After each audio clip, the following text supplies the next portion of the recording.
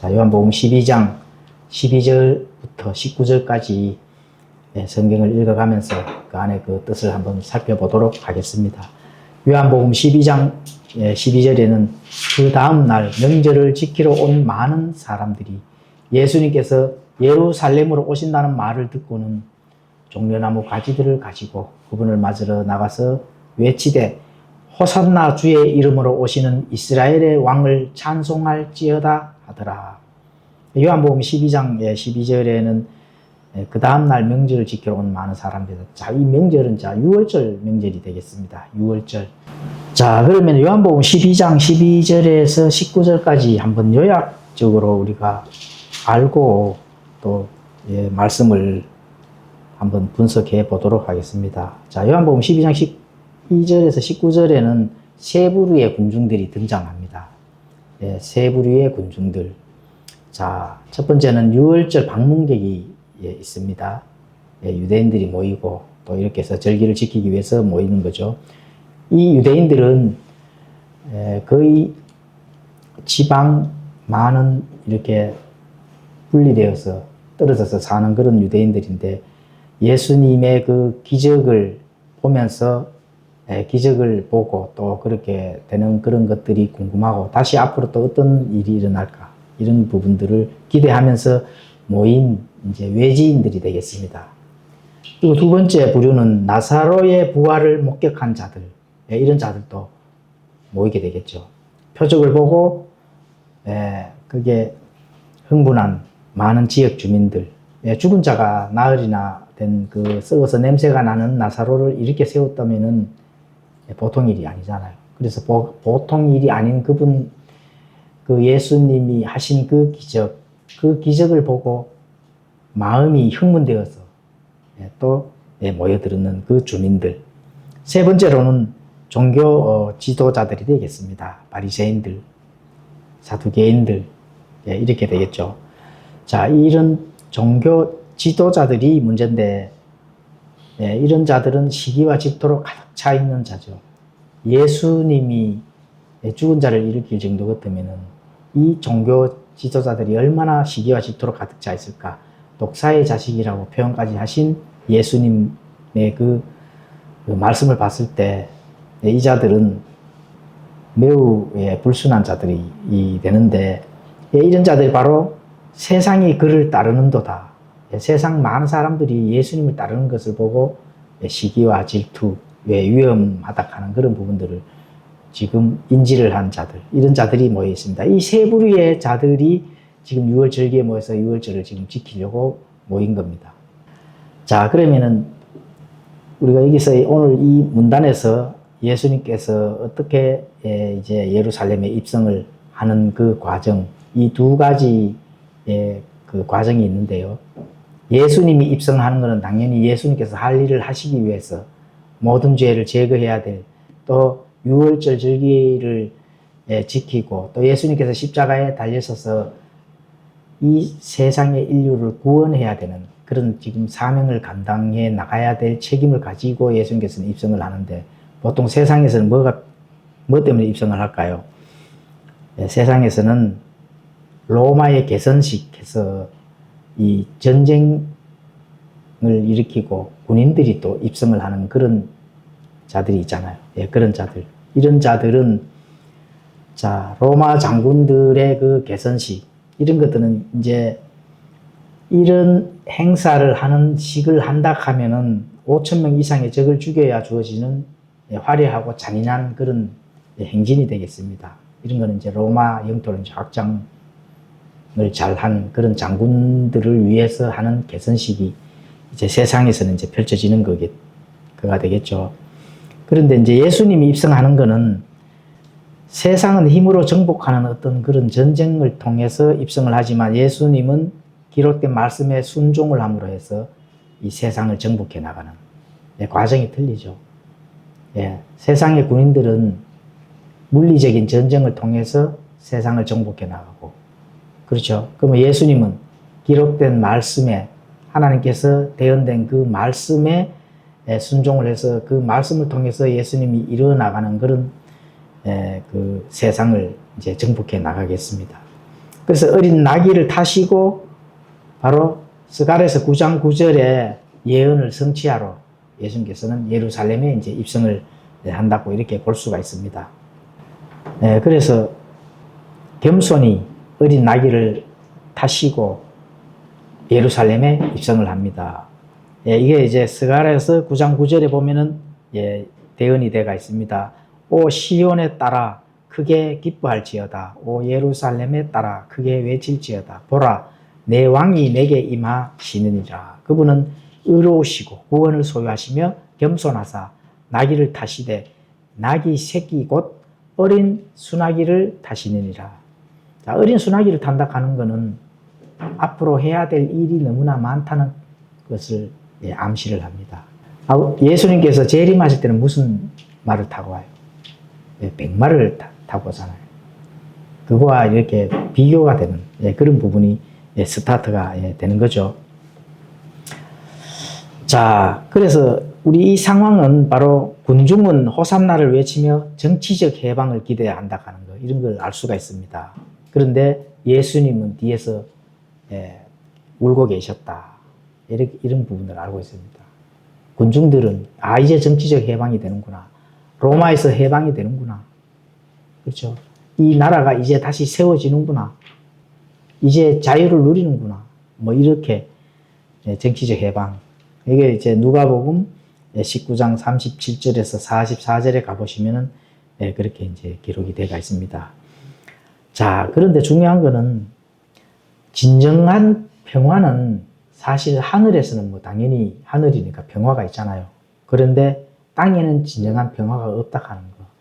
비록 예수님이 초림을 해서 모든 부분들을 이 인간의 죄들을 제거하고 또 예수님께서 구약에 많은 대언된 이런 부분들을 이렇게 이루시기 위해서 왔지만 평화를 주기 위해서 왔을까요? 전쟁을 하기 위해서 왔을까요? 예수님께서. 네? 전쟁을 하기 위해서 오셨다 하는 거. 평화를 주기 위해서 오신 게 아닙니다. 이 땅에서는 진정한 평화가 없거든요. 그런데 이 땅에서는 물리적인 전쟁, 국가 간의 전쟁을 하잖아요. 지금 요즘 지금 전쟁 때문에 지금 많은 지구촌이 몸살을 앓고 있잖아요. 그렇죠? 그런데 예수님께서 오신 거는 초림 때는 어떤 전쟁일까? 그는 영적 전쟁의 스타트입니다. 물론 영적 전쟁이 물리적인 전쟁으로 다 펼쳐지는 거죠. 자기 국가의 이익을 위해서 자기가 내려받은 그 자신들이 알고 있는 교리들을 성취하기 위해서, 물론 그런 영적 전쟁에서 나타나는 것이 물리적인 전쟁이 되겠지만은 어찌됐든 물리적 전쟁, 보이지 않는 또 영적 전쟁, 이런 부분들이 땅에서 지금 스타트가 돼서 절정까지 분명히 갈 것이다. 이런 부분들 우리가 알 수가 있습니다. 자, 그러면은 유대인들은 자신들의 성경 기록을 알고 있어야 함에도 불구하고 왕이 오시는 때를 알았을까요? 몰랐을까요? 당연히 몰랐죠. 그렇죠. 아는 그런 부분 유대인들도 있었습니다. 저분이 메시아구나. 그렇게 메시아를 받아들이고 그 상황에서 또 구원을 받는 그런 일이 있는데, 대부분의 종교 지도자들은 알지를 못했다 하는 그런 걸 알 수가 있습니다. 알지를 못할 수밖에 없습니다. 이미 하나님께서 눈을 가려놨기 때문에 알 수가 없습니다. 눈을 가린다 하면은 뜰 수가 없어요, 사실은. 그런 부분들이 있습니다.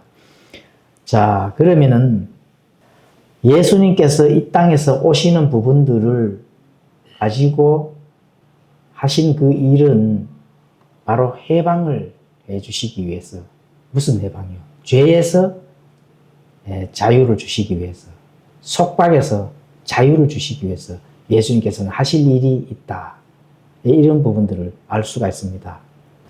자유는 분명하게 책임을 따르는 거거든요. 근데 책임이 따른다 하는 그 말의 안에 연결되는 그 의의가 분명히 있습니다. 책임. 왜 책임이 따를 것인가? 선택의 자유를 주시는데, 하나님께서는 바로 하나님이 하실 일이 있기 때문에 그렇습니다. 나는 너희들에게 자유를 주고 책임을 주는 이유가 하나님은 가지고 계신다 하는 거예요. 그럼 그 이유가 뭘까요? 바로 키질을 하는 겁니다. 키질. 키질이 뭔지 아시죠? 예. 알곡과 가라지를 나누는 게 하나님께서는 하실 일이거든요. 만약에 자유가 없다면 알곡과 가라지를 나눌 수가 없습니다. 그럼 자유가 있다면 알곡과 가라지를 나눌 수가 있습니다.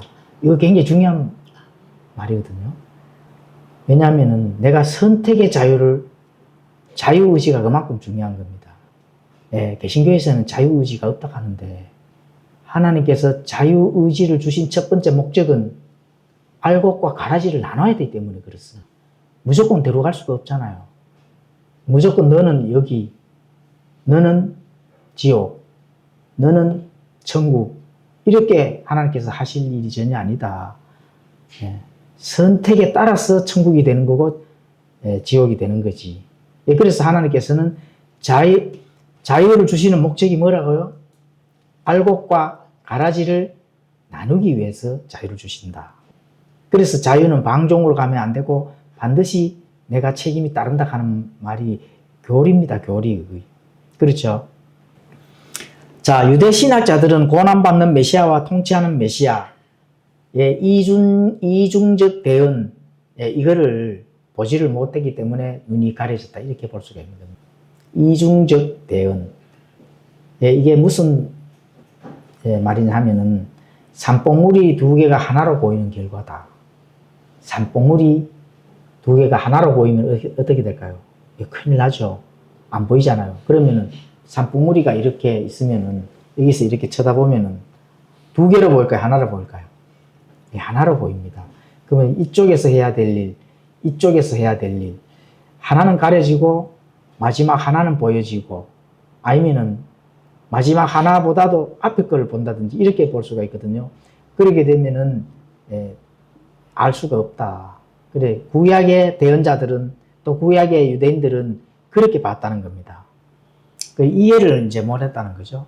근데 왜 이해를 못했을까? 그 산봉우리의 그 두 개, 그것 때문에 그렇다고 이제 볼 수가 있습니다.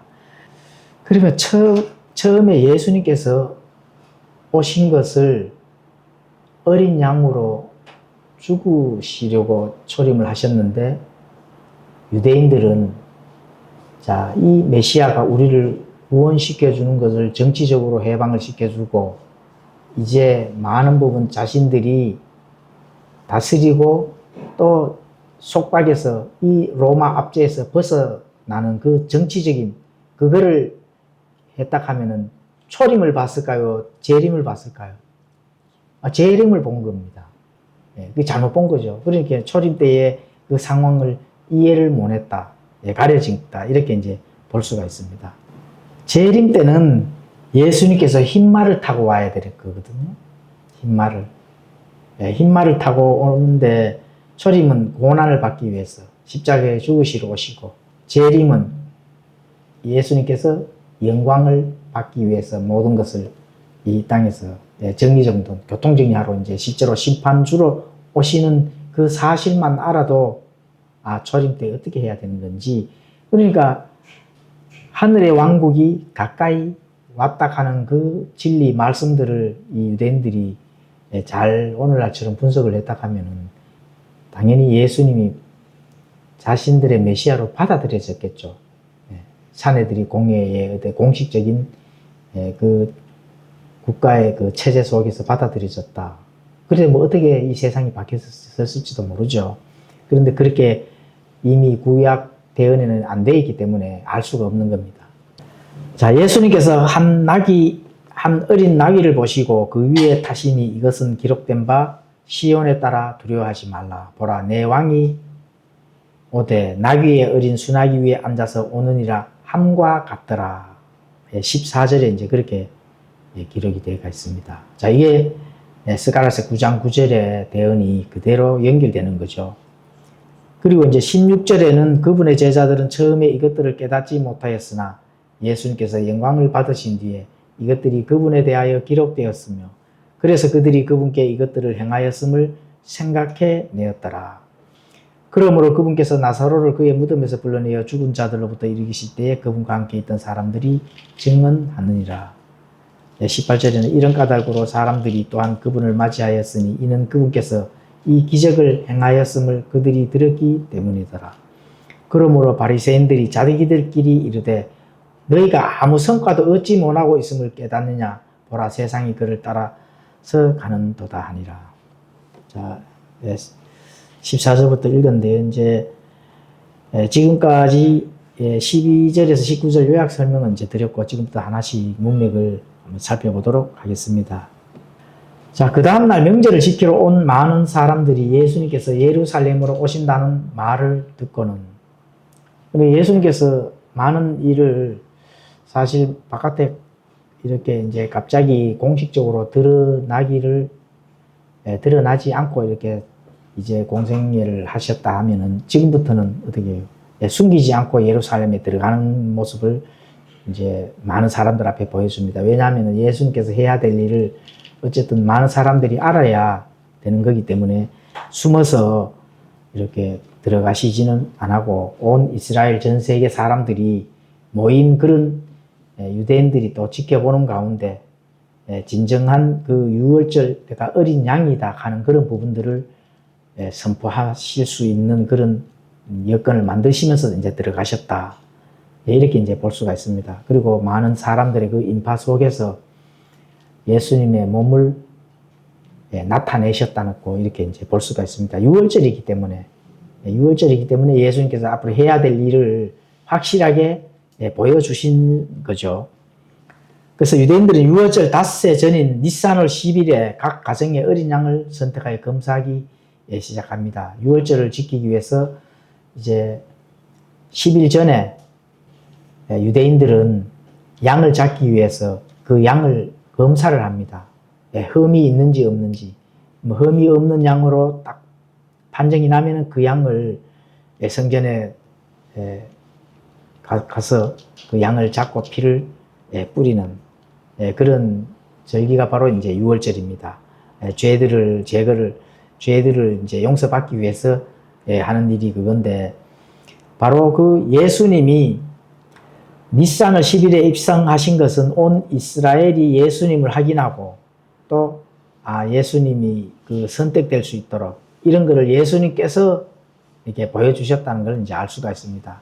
자신을 내어주기 위해서 또 그 하실 일들을 숨기지 않은 것은 이제 예수님께서 어린 양이라 하는 그런 부분들을 나타내 보여주고 유대인들에게 그 몸을 내 보여줬다. 이렇게 이제 볼 수가 있습니다. 그래서 구약의 많은 대언이 이제 슬슬 성취되어 가는 것을 이제 알 수가 있습니다. 자, 그러면은 12절에 보면은 13절에 보면은 13절에 가보시면은 종려나무 가지들을 가지고 그분을 맞으러 나가서 외치되 호산나 주의 이름으로 오시는 이스라엘의 왕을 찬송할지어다. 종려나무 가지들을 가지고 이제 많은 유대인들이 환영을 합니다. 예수님을. 자, 여기서 이 베다니라 하는 그는 바로 대추야자의 집이라는 뜻인데, 베다니 장소는 이미 승리의 열매, 종려나무가 가득한 그런 지역을 선택을 했습니다. 그래서 예수님은 이제 그런 부분들을 다 아시고 그 지역에 대한 그런 부분들을 선택을 하시고 또 예수님 자신의 이름과 성품에 합당한 장소에서 승리의 행진을 시작하셨다. 많은 유대인들도 그 종려나무 가지를 쉽게 구하면서 예수님을 환영으로 받아들일 수 있는 그런 조건이 맞는 지역을 이제 선택을 하셨다. 이렇게 이제 볼 수가 있습니다. 여기서 군중들을, 자, 유대인들 사이에 종려나무 가지를 손에 든다는 것은 재판이나 전쟁에서 내가 이겼다는 것을 온 천하에 알리는 공식적인 행위다. 그러니까 종려나무를 이렇게 흔든다는 것은 어떤 재판이나 이런 부분들에서 승리했다는 그런 표시랍니다. 그렇죠. 이런 게 이제 상징성이, 자, 예수님한테는 이 가지를 통해 죄, 사탄, 세상, 죽음에 대한 진정한 승리를 선포를 한다 하는 그런 상징성이 있습니다. 이 종려 나무 가지를 흔든다는 것은. 그 유대인들은 이미 알죠. 승리의 그 의식, 승리를 하고 기쁨을 이제 표현을 하는 것이 바로 종려나무 가지를 흔드는 겁니다. 이게 이제 계시록 7장 9절에 가보시면은 큰 무리가 흰 예복을 입고 손에 종려나무 가지를 든 채 왕자 앞과 어린 양 앞에 서서 이런 말씀이 나옵니다. 그렇죠. 이게 어디에서 있는 거예요? 그렇죠. 셋째 하늘에서. 셋째 하늘에서 있는 일이니까 셋째 하늘에도 종려나무 가지를 든 그런 왕자 앞이 있다는 겁니다. 이 종려나무 가지를 들고 서 있다 하는 것은 승리를 했다 하는 그런 것을 상징으로 알 수가 있습니다. 자, 호산나 주의 이름으로 오시는 이스라엘의 왕을 찬송할지어다. 이거는 시편 118편 26절을 인용을 한 말씀입니다. 자, 여기서 호산나는 구원하소서라는 뜻입니다. 그래서 이런 많은 부분들이 예수님을 랍비라 부르지 않고 이스라엘 왕이라고 불렀다 하는 그런 부분들을 우리가 주목해 볼 수가 있습니다. 랍비님, 선생님 뭐 이런 식으로 표현한 것이 아니라 이스라엘의 왕. 자, 그러면 왜 이스라엘의 왕이라고 불렀을까요? 이 유대인들이. 그리고 또 예수님이 자신이 왕이라 하는 그런 부분들을 거절도 안 하시고 잘 받아들였습니다. 이런 부분들, 이스라엘 왕의 그 입성이라는 것은 유대인들에게는 구약에 다 예언이 되어 있기 때문에 이분이 메시아라 하는 것, 앞으로 해야 될 일, 이런 부분들을 아는 유대인들도 있고 또 왕으로 추대해서 정치적으로 뭔가 해결할 수 있는 부분을 해결해야 된다 하는 이런 부분들, 여러 가지 그 유대인들의 그 생각이 나누어지겠습니다. 그런데 예수님의 할 일은 예수님이 메시아라 하는 그런 부분들, 앞으로 내가 해야 되는 것은 많은 죄, 사탄, 이 세상 문제를 초림 때 예수님께서 십자가에서 해결을 해야 되는 그런 부분들로 알고 있다 하면은 굉장히 예수님에 대한 구약의 많은 부분 대언자들의 그 글을 잘 읽고 공부를 많이 했는 유대인들이다. 이렇게 이제 볼 수가 있는 겁니다. 오늘날도 마찬가지잖아요. 예수님이 진짜 재림을 하셨는데 예수님이 맞을까? 이런 의심을 할 수가 있습니다. 그러니까 그런 부분들을 정확하게 알지를 못하니까 누구를 맞아들여요? 가짜 예수님을 맞아들이잖아요. 적그리스도를 맞아들이잖아요. 그게 그런 겁니다. 정확하게 이 성경 기록을 많이 공부를 하고 깨뚫어 봤다면은 예수님인지 적그리스도인지 분명히 분별할 수 있을 겁니다. 근데 그걸 알지 못한다면은 적그리스도를 맞이한다. 이렇게 이제 볼 수가 있습니다. 뭐 교회는 고민할 필요 없죠. 교회는 고민할 필요가 없는데 휴거에서 탈락이 되면은 적그리스도를 맞이하면은 정말 끝이다. 이렇게 우리가 알 수가 있잖아요. 그런 부분들을 성경 기록을 통해서 반드시 거기까지 알아놔야 된다 하는 걸 알 수가 있습니다. 자, 요한복음 12장 14절에서 15절은 이제 스가랴 9장 9절 대언을 바로 이렇게 성취하는 그런 일들을 알 수가 있습니다. 시온에 따라 크게 기뻐하라. 오 예루살렘에 따라 큰 소리로 외치라. 보라 내 왕이 내게 오느니라. 그는 의롭고 구원을 소유하며 겸손하여 나귀를 타되 나귀 새끼 곧 어린 수나귀를 탑니라. 이런 부분들을 성취하는 대목이 이제 예수님이 어린 나귀 타고 예루살렘에 입성하는. 또 유대인들은 종려나무 가지를 흔들면서 대환영을 하는 그런 장면이 지금 요한복음 12장 12절부터 19절에 기록된 부분입니다. 자, 그러면 16절에서 17절도 한번 살펴보도록 하겠습니다. 그분의 제자들은 처음에 이것들을 깨닫지 못하였으나 예수님께서 영광을 받으신 뒤에 이것들이 그분에 대하여 기록되었으며 그래서 그들이 그분께 이것들을 행하였음을 생각해 내었더라. 자, 제자들은 영적 우둔함, 많이 눈이 이제 가려져 있었습니다. 왜 눈이 가려져 있었을까요? 당연히 자, 눈앞에 펼쳐지는 이런 절기를 지키고 명절들을 지키는 그런 많은 사람들이 모여서 있을 때, 지금 그것만 지금 생각을 하고 있는 겁니다. 스가랴 예언 성취를 인지를 못했다. 이렇게 이제 볼 수가 있습니다. 그냥 축제 분위기에 휩쓸렸다. 이렇게 보면 되거든요. 그런데 예수님께서 영광을 받으신 뒤에 이것들이 그분에 대하여 기록되었다 하는 것을 예수님께서 알려주십니다. 바로 이게 예수님에 대한 이 조명인데, 자, 이게 무슨 말씀일까요? 예수님께서 영광을 최종적으로 받으신 뒤에는, 승천한 뒤에는, 자, 어떻게 됐을까요? 바로 성령님이 강림을 하셨기 때문에, 성령님이 강림을 한다 하면은 많은 제자들이 성령님에 의해서 어떻게 될까요? 비로소 마음이 밝아지고 성령님을 통해서 성령님이 주시는 그 지혜를 통해서, 그렇죠? 눈이 이제 그때부터 열리는 겁니다. 지금 그 말씀을 하는 거거든요. 그리고 구약 성경과 예수님 메시아의 그 연결성이 퍼즐처럼 맞춰지기 때문에 눈이 확 뜨이는 그런 일이 생긴 겁니다. 그래 이제 완전히 이제 성령님에 통해서 성령님이 내 안에 들어오셔서 이제 역사를 하신다, 이렇게 보면 되는 거죠. 그건 뭐 오늘날도 마찬가지입니다. 내가 구원을 받기 전에는 성령님하고 전혀 상관이 없다면은 그냥 성경 기록에 나타난 기술적인 문제만 해석이 되고 이해가 되지만, 성령님이 내 안에 들어왔을 때는 상황이 달라집니다. 태도도 달라지고, 그렇죠? 또 내 신앙생활에 대한 하는 그런 많은 인품, 성격, 지혜, 이런 게 사실은 달라집니다. 내 지식으로만 힘을 얻어서 나아가는 것과 성령님이 가르쳐주는 지혜로 당연히 차이가 나겠죠. 우리가 근본적으로 생각을 해본다 하더라도 생각하는 차원이 다릅니다. 예수님께서 지금 그 말씀을 하고 있는 겁니다. 나귀를 이끌어 오고 사람들이 옷을 바닥에 깔았던 그것이 바로 성경 기록에 기록된 그 일이구나. 예수님께서 어린 수나기를 타고 오는 것이 바로 그 성경에 기록된 바로 그거였구나. 바로 저분이 메시아구나.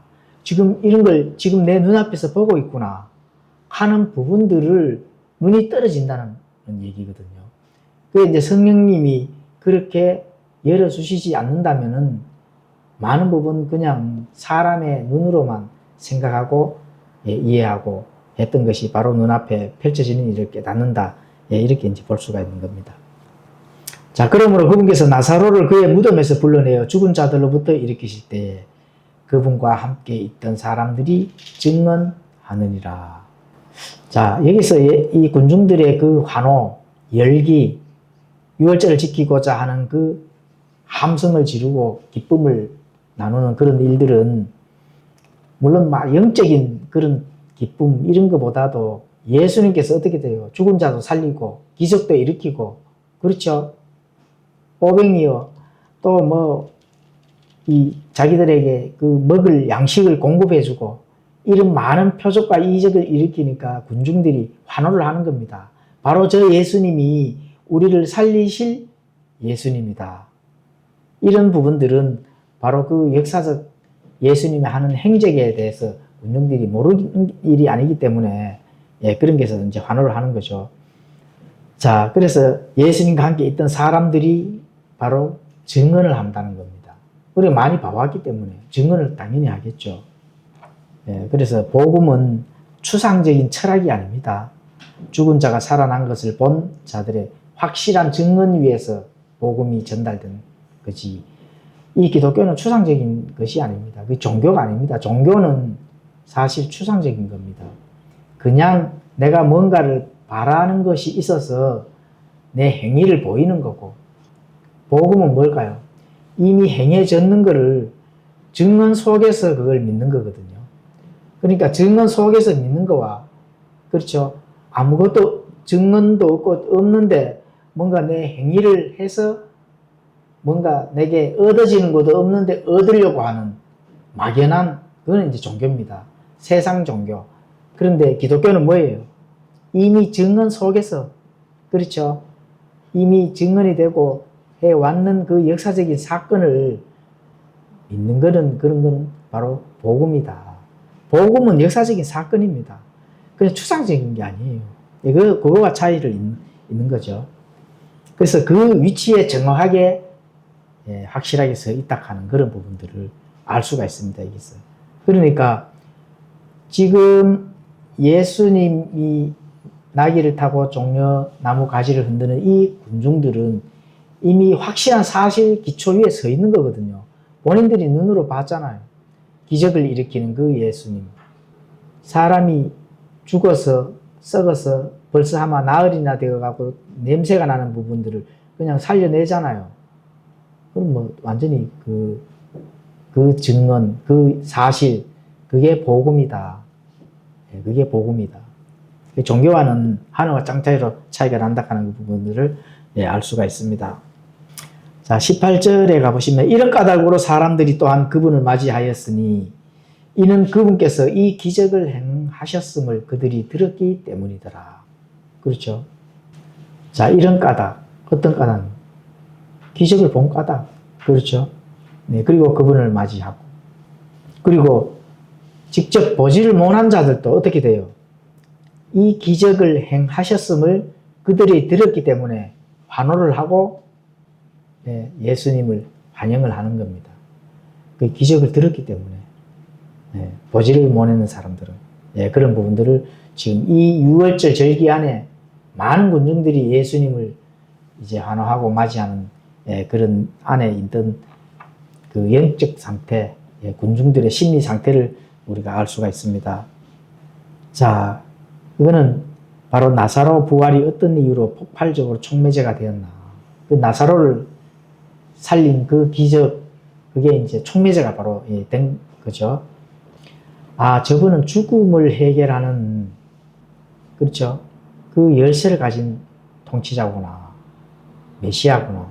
이런 부분들을 또 이제 유대인들이 알고 또 그런 것들을 통해서 많은 부분 자기들도 얻어내야 될 그런 이제 이해 타산이 맞아진 거죠. 다시 말하면은. 그리고 예수님께서는 나사로만 살리신 것이 아닙니다. 누구를 살렸을까요? 또 해당장의 야이로의 딸 또 살리셨잖아요. 죽은 지 얼마 되지 않았을 때 바로 이제 살리셨거든요. 마태복음 5장 39절에 또 가보시면 그렇게 기록이 돼가 있고, 또 예수님께서 나인성 과부의 아들도 장례 행렬 중에도 또 살려내시고, 누가복음 7장 14절. 뭐 당연히 지금 또 이 죽은 지 나흘이나 된 베다니의 그 나사로, 썩어서 냄새가 나는 정도로, 이거는 뭐 확실하게 죽은 자니까 그 유대인들도 당연히 알죠. 그래도 살리고 하는 그런 부분들. 자, 이런 부분들을 바로 이분이 죽음도 다스리는 메시아구나. 눈이 떨어진 겁니다. 그 중에 뭐 그렇게 한다 하더라도 깨닫지 못한 자들이 있죠. 그 누구예요? 종교 지도자들, 바리새인들, 사두개인들. 이런 자들은 질투와 시기와 또 자신들의 이 교만, 높아져 있는 것, 이런 것들에 대해서 예수님을 바라보는 시각이 그냥 유대인들과는 다르겠죠, 당연히. 그래서 그만큼 예수님이 그 6월절 절기에 모여서 예수님이 드러냈을 때의 그 상황이 가지각색인 것들을 알 수가 있습니다. 바로 영적 전쟁에 돌입을 한 겁니다, 사실은. 영적 전쟁에. 자, 유대인들에게 죽은 자를 살리는 것은 오직 메시아만 할 수 있는 표적입니다. 그래서 그들은 나사로의 사건을 통해 바로 이분이 바로 왕이라는 그런 결론을 맺는 거죠. 왕으로 추대하겠습니다. 이런 결론이 이제 나오는 겁니다. 근데 거기서 바리새인들은 그럼 어떻게 했을까요? 19절에는 그러므로 바리새인들이 자기들끼리 이르되 너희가 아무 성과도 얻지 못하고 있음을 깨닫느냐. 보라, 세상이 그를 따라서 가는도다. 죽은 자를 살리는 거는 당연히 사람이 할 수 없는 일이거든요. 그러니까 이런 거를 이제 깨닫는 유대인들은 당연히 예수 그리스도 따를 수밖에 없는 거죠. 저분이 아니면은 사망의 열쇠를 가진 분이다. 저분 따라가면은 그 해결을 할 수 있다. 정치적인 해결, 그렇죠? 또 죽음의 해결. 이런 열쇠를 가지고 있기 때문에 누구라도 지금도 현재 그분이 계신다 하면 따라다니는 사람 난리 나죠. 그런 거를 안 해도 따라다니는 사람들이 많은데 정말 예수님 와서 나흘되고 썩은 그런 시체가 완전히 썩어서 문드러지는 그런 시체를 살려냈다 하면은 난리 난 거 아닙니까? 예? 곧 오늘 내일 죽을 이만희도 쫓아다니는데 예? 90 다 돼가는 장길자도 믿고 지금 승천 준비를 하는 자들이 하나님의 교회거든요.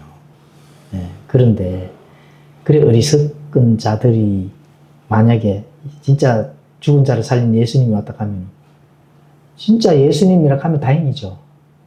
예, 가짜도 믿는데 진짜 보면 오히려 안 믿을 수도 있겠네. 그렇죠? 많은 사람들이 증거를 가지고 설명을 하는데도 그 증거가 역사적인 증거가 있는데도 안 믿잖아요, 사실은. 그러니까 진짜는 버리고 가짜는 믿는다. 왜 사람을 세울까? 눈에 보이는 걸 세울까? 가짜기 때문에 눈에 보이는 걸 세운다 하는 걸 분명히 아셔야 된다는 겁니다. 만약 진짜는 안 보여주죠. 네. 너희가 선택해. 그게 자유거든요. 너희가 알아서 선택해. 지옥에 갈 자유도 있고 어떻게 해요? 천국에 갈 자유도 있고 하나님께서는 키지를 하고 계신다 하는 거. 어떤 거 선택해도 내가 다 들어줄게 이래 된 거예요. 하나님은 다 들어주십니다. 뭘 들어줄까요? 예, 지옥에 가면 그래 가시면 돼. 나는 천국에 갈 거예요. 그러면 천국에 가야 되는데 방법은 이것이야. 그런데 실제 눈에 보이는 거는 안 주시잖아요. 예. 죽은 자를 살리다 하는 거는 그건 보이는 거거든. 그건 성경 시대에만 진짜 예수님과 예수님이 인정한 제자들, 사도들 외에는 죽은 자를 살린다 하는 그거는 좀 가짜입니다. 잠시 기절했다가 살아난 그는 있겠죠, 당연히. 왜냐면 이 인체는 하나님이 창조했기 때문에 스스로 사람이 이해 안 될 정도로 살아나는 것도 있어요. 그거는 이해가 안 될 정도로 살아나는 거지. 정말 죽었다 하는 거를 누가 제3자가 살리는 거는 그건 전부 다 가짜입니다. 그래서 그 증거를 가지고 믿어야 참된 복음이다. 이 증거. 그렇죠? 이 증거를 가지고 믿어야 하나님께서 인정을 해준다 하는 거. 왜 자신이 약속을 하고 이 증거라 하는 걸 하나님 자신이 우리에게 줬기 때문에 그렇거든요. 그런데 이 진짜를 버리고 가짜를 믿는다. 이게 있을 수가 없는 일이다. 그래 되면 결국은 멸망, 파멸, 끝장나는다고 이렇게 이제 볼 수가 있습니다. 그러니까 자 바리새인들 종교 지도자들이 깜짝 놀랄 거 아닙니까? 본인들이 뭘까요? 대리자 노릇을 했잖아요. 성전 안에서 그렇잖아요. 예, 6월절 때면 어린 양 다 가지고 와서 그렇죠, 그죠? 또 세금도 딱 내고 피를 딱 뿌리고 하면은 네 죄가 사해졌다 이렇게 대리자 노릇을 하나님과 사람 사이에 중보자 노릇을 했는데 그런데 본인들이 지금 어떻게 돼요? 직업이 날아갈 판이거든. 저 예수님을 따라간다 하면은 그렇죠.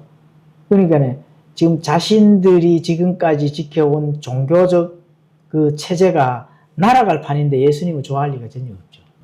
오늘날도 마찬가지입니다, 사실. 로만 칼라하고 긴 예복을 입고, 그렇죠. 하나님과 사람 사이에 혹시라도 대리자 노릇을 한다. 뭔가, 당연히 내가 그리스도네, 예수네, 그렇죠. 하나님의 어머니네, 이런 거는 당연한 거고, 끝난 거고, 그거는. 그런데, 개신교 안에서가 이제 문제가 됩니다. 제도권 안에서가 문제가 되는 거예요. 은연중에 자신도 모르게 하나님과 나 사이에 중보사 노릇을 하고 있다. 긴 예복을 입고, 또, M자라는 그 가운을 걸치고 이마에 뭐 시커먼 먹물을 찍어주고 이렇다 하면은 그거는 문제가 있는 겁니다. 빨리 그 교회에서 탈출을 해야 됩니다. 사실은. 중보자는 없습니다. 중보자. 직통으로 하나님과 나와의 관계에 예수님을 쫓아가 있는 예수님이 중보자거든요. 예수님이 중보자이기 때문에 예수님이 약속하신 이 말씀을 쫓아가야 된다. 그런데 이 종교 지도자들은 자신들의 종교적 권위가 무용지물이 될 판이거든요. 오늘날 또 교회가 지금 자신들 안에 그 체제가 무너질까봐 성도들을 단속하는 교회가 굉장히 많습니다. 내 것만 들어 이런 식으로 듣고 판단을 해야 되죠. 이것도 들어보고 저것도 들어보고 더 좋은 거 정말 참된 복음을 이제 찾아내야 되는 시대입니다. 왜 하나님께서 이 미디어를 통해서 무너뜨리느냐? 왜 이란을 무너뜨릴까요? 왜 자유를 줄까? 너희들이 알아서 찾으라는 얘기거든, 사실은.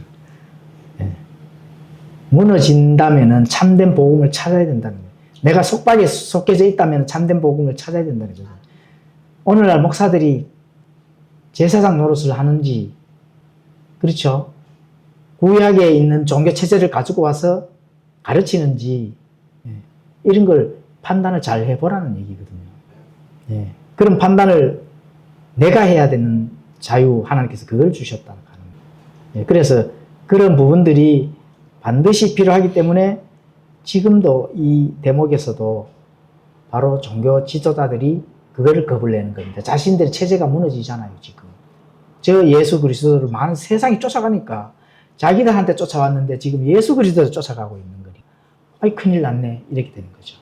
그래서 많은 사람들을 이 바리새인들이 압박을 하는 겁니다. 공포로 압박을 하는 거죠. 너 쫓아가면 큰일 난다. 멸망한다. 이렇게 압박을 하는 겁니다.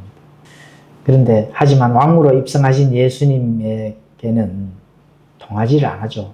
왜냐하면 증거가 있는 거기 때문에 그렇습니다. 그래서 증거 없는 거, 성경 기록에서 증거 없는 거를 가지고 온다면은 빨리 뭔가 찾아봐야 됩니다. 증거 있는 거를 찾아보세요. 증거 있는 거. 그래서 군중심리는 완전히 예수님께로 이제 돌아선 겁니다. 자신들이 통제할 수 있다고 믿었던 민심이 완전히 예수님께로 쏠리기 때문에 자, 그들은 누굴까요?